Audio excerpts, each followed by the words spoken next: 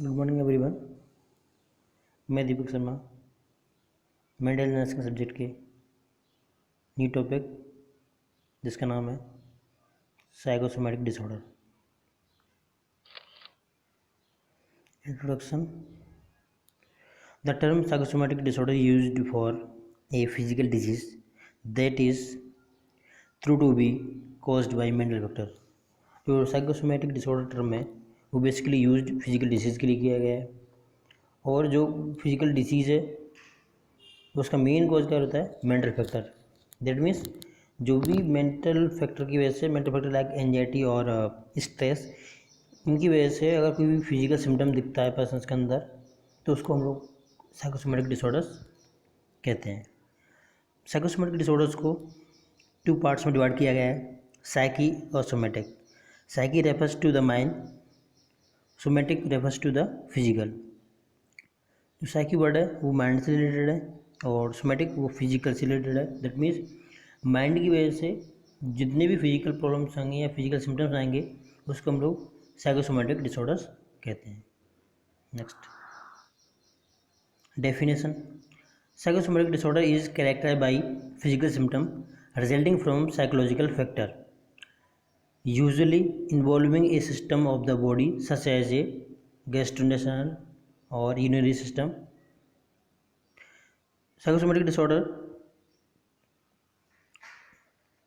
Physical psychosomatic disorders में physical symptoms आते हैं, और वो जो फिजिकल सिम्टम्स का मेन जो कारण होगा या रिजल्ट होगा वो साइकोलॉजिकल फैक्टर्स होंगे, और जिस साइकोलॉजिकल फैक्टर्स के होने की वजह से जो भी प्रॉब्लम्स होगी उसको साइकोसोमैटिक डिसऑर्डर्स कहते हैं। और साइकोसोमैटिक डिसऑर्डर्स में इन्वॉल्व रहते हैं बॉडी के जो सिस्टम है, चाहे यूरिनरी सिस्टम हो या फिर गैस्ट्रोइंटेस्टाइनल सिस्टम हो। Cause of psychosomatic disorder: first genetic, second biochemical, third environmental. Genetic factor में क्या होगा? Specific genes are responsible for causing any disorders, so main role है cause of disorder. Gene, particular gene है जो responsible होते हैं हर एक डिजीज कंडीशन के लिए। सो जेनेटिक फैक्टर्स का रोल रहता है सोमैटिक डिसऑर्डर्स में। Biochemical factor: sometimes adrenaline and epinephrine release can a trigger physical symptoms when you are anxious. जब पर्सन एंशियस होता है या जब हम लोग एंशियस होते हैं या एंजाइटी में होते हैं तो जो हमारे माइंड में प्रेजेंट, ब्रेन में प्रेजेंट जो केमिकल हैं एपिनेफ्रिन और एड्रेनलिन, वो फिजिकल सिम्टम्स शो करते हैं बॉडी के अंदर, तो इसमें बायोकेमिकल फैक्टर का भी रोल रहता है। नेक्स्ट है environmental factor. It is a caused by stressful event. जो सोमैटिक डिसऑर्डर है या फिर साइकोसोमैटिक डिसऑर्डर्स है और उसका मेन कॉज एनवायरमेंटल फैक्टर इसलिए अफेक्ट करेगा क्योंकि जो स्ट्रेसफुल इन्वायरमेंट है वो ये सब फिजिकल सिम्टम्स लाने में बहुत ज़्यादा हेल्पफुल रहता है। पर्सनस को स्ट्रेस अगर इन्वायरमेंट मिलेगा तो हो सकता है फिजिकल सिम्टम्स आएँ, और जब बॉडी में माइंड की वजह से जो जितने भी फिजिकल सिम्टम्स आते हैं उनको हम लोग साइकोसोमैटिक डिसऑर्डर्स कहते हैं। नेक्स्ट है types. Most somatic disorder and other severe form are caused by emotional stress. Mostly जो साइकोसोमैटिक डिसऑर्डर्स या उसके अदर जो भी फॉर्म्स हैं यानी टाइप्स हैं उनका कॉज जो है इमोशनल स्ट्रेस है। They are divided into these 7 types. हमने साइकोसोमैटिक डिसऑर्डर्स को 7 टाइप्स में डिवाइड किया है। फर्स्ट है इलनेस एंजाइटी डिसऑर्डर, जिसको हम लोग बोल सकते हैं hypochondriasis. Patient fear that they have a dangerous illness that is going to cause major harm to their body. They often visit multiple doctor to prove this. Hypochondriasis disease में patient को लगता है कि मुझे कोई ना कोई सीवियर बीमारी है, बहुत डेंजरस बीमारी है जो कि मुझे बहुत ज़्यादा मेरी बॉडी को हार्म कर सकती है और मेरी बॉडी को हार्म कर रही है।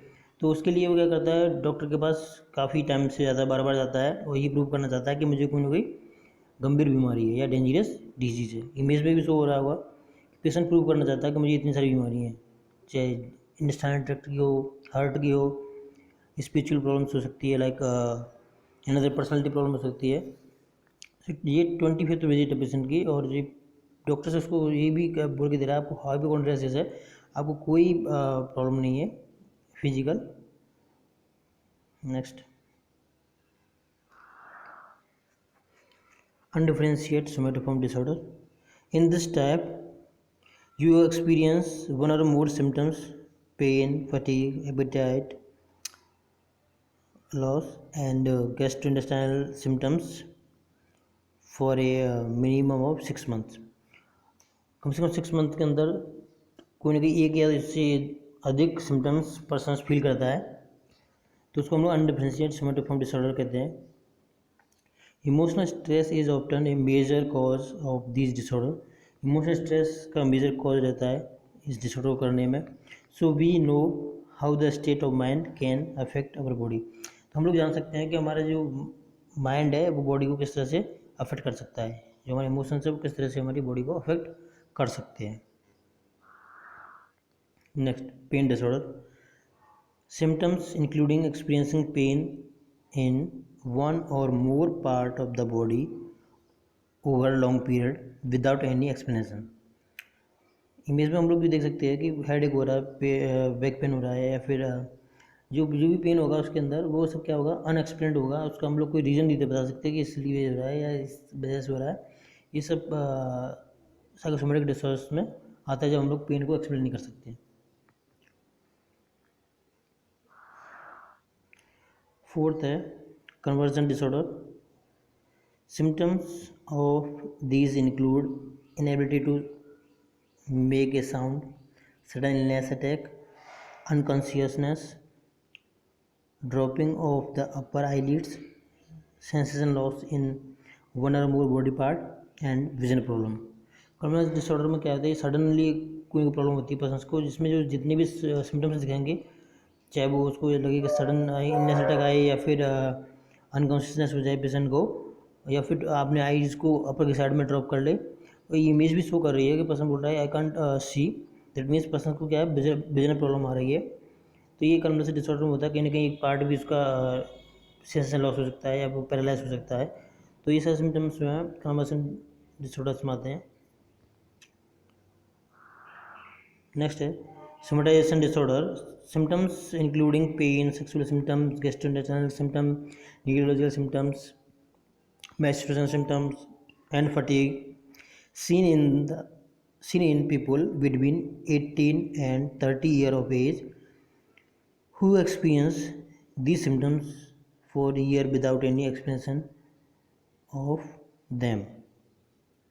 सोमेटाइजेशन डिसऑर्डर में जो भी इतने सिम्टम्स देखे रखे हैं वो सारे सिम्टम्स दिखते हैं, लेकिन इनका जो सीन होने का टाइम है पीपल्स में या तो 18 ईयर्स में या फिर 30 ईयर्स के समथिंग ये सिम्टम्स दिखते हैं, और कम से कम इनको देने का कोई एक्सप्लेनेशन नहीं कर सकते कि हमें इस वजह से आ रहा है, इसलिए हम लोग उनको सोमेटाइजेशन डिसऑर्डर में इंक्लूड करते हैं सिम्टम्स को।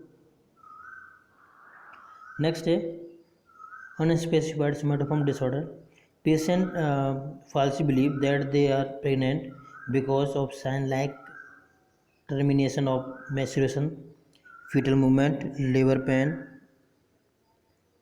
nausea, etc। अनस्पेसिफाइड जो सोमेटोफॉर्म डिसऑर्डर्स हैं उनमें पर्सन को फाल्सी बिलीव रहता है, और पर्सन ये बोलता है कि मैं प्रेग्नेंट हूँ करके, और वो इस बिहार पे बोलता है कि पर्सन को ये फील होने लगता है कि फीटल मूवमेंट हो रहा है, लेबर पेन हो रहा है, या फिर मुझे मेंस्ट्रुएशन प्रॉब्लम है। तो ये सब सिम्टम्स को देख के वो पर्सन ये कहता है मैं प्रेग्नेंट होकर के, क्योंकि ये सब पूरा एक्चुअली फिजिकली ये प्रेजेंट नहीं होता, लेकिन पर्सन्स को एक फाल्स बिलीव होता है पर्सन्स को वो, तो हम इसको अनस्पेसिफाइड डिसऑर्डर्स में इंक्लूड करते हैं।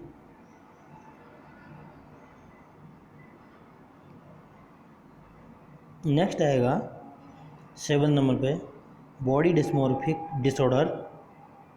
Body dysmorphic disorder, peoples affected with this feel that their body is defective and often resort to cosmetic treatment to improve their appearance. Body dysmorphic disorders में क्या होगा, बेसिकली जो भी पर्सनस का body है वो स्ट्रक्चर चेंज हो जाएगा, ये फील होता है पर्सनस को, एक्चुअली वो प्रेजेंट नहीं होता।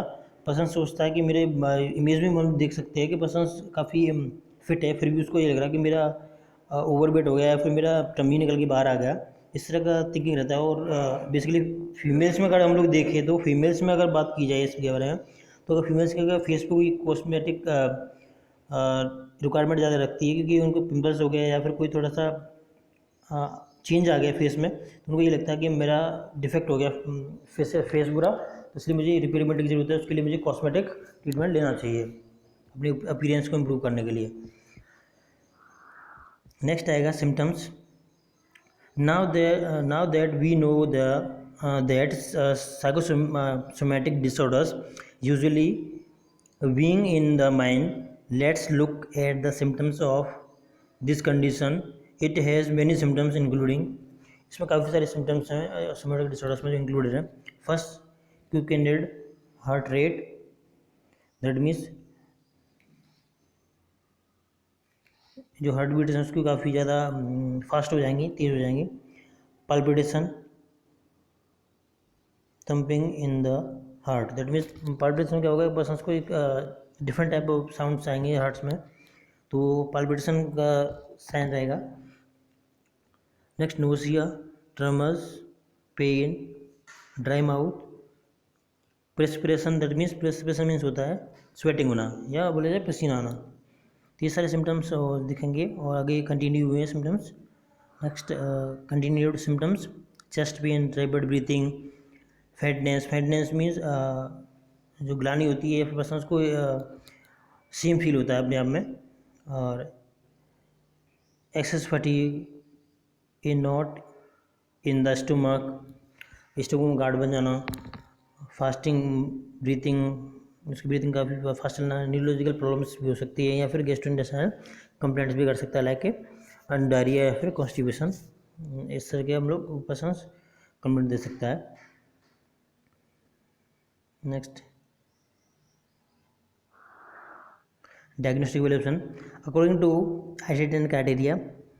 नेक्स्ट, स्टडी फिजिकल वर्कअप हम इसलिए कराएंगे to rule out medical and neurological condition, हम लोग पता करें कि मेडिकल या फिर न्यूरोलॉजिकल कंडीशन तो नहीं है कोई।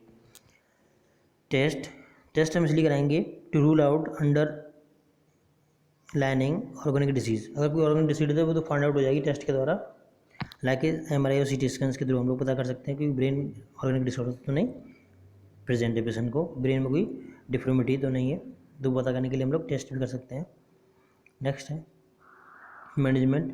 फर्स्ट मैनेजमेंट में क्या करते हैं हम लोग, साइकोफार्माकोलॉजी यूज़ करते हैं। Most doctor are recommended patient to psychologist और psychotherapist for therapy as the drug.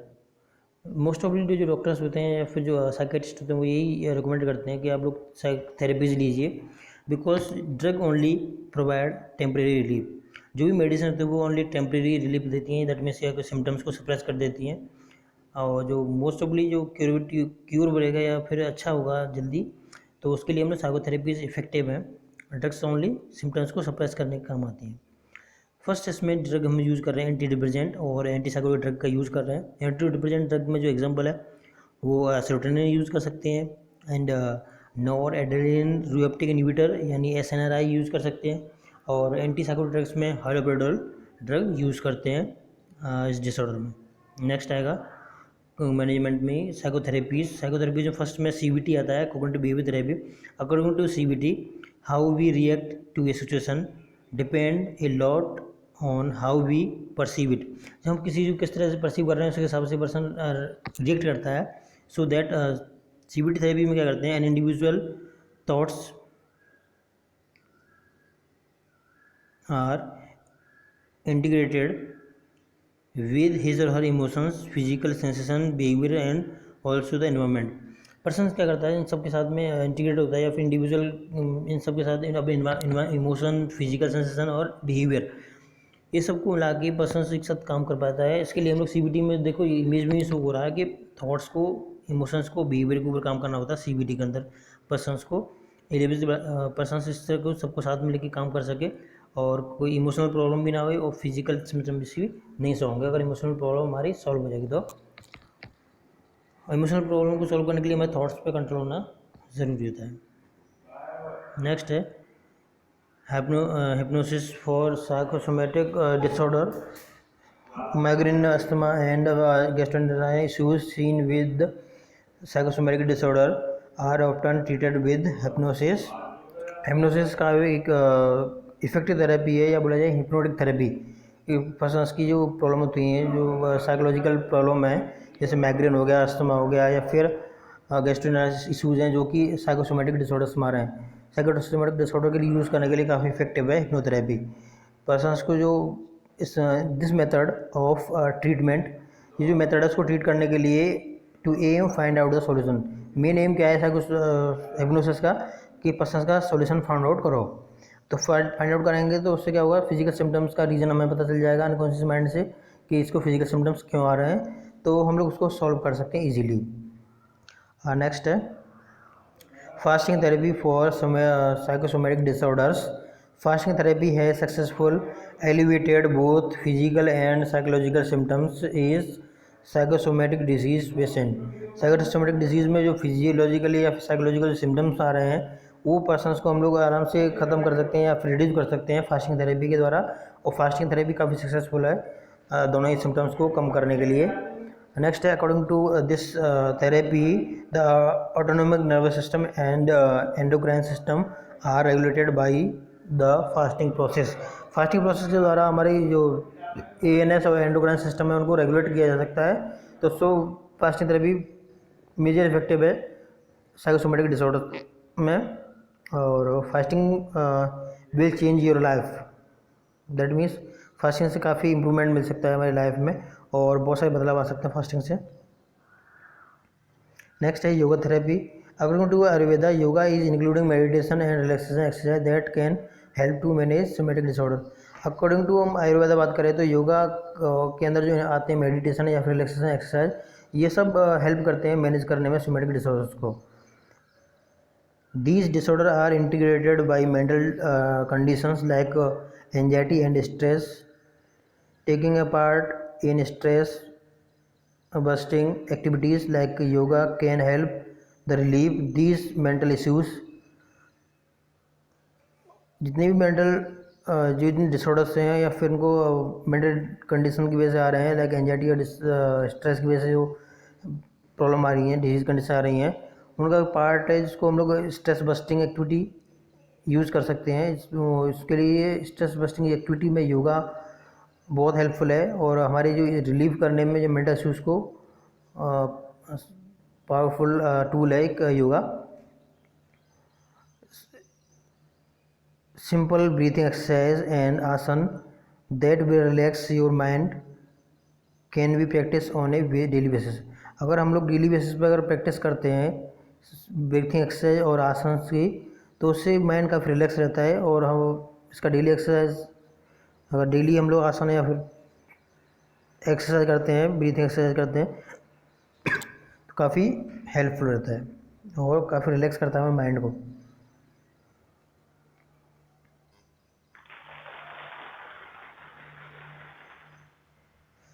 Thank you so much.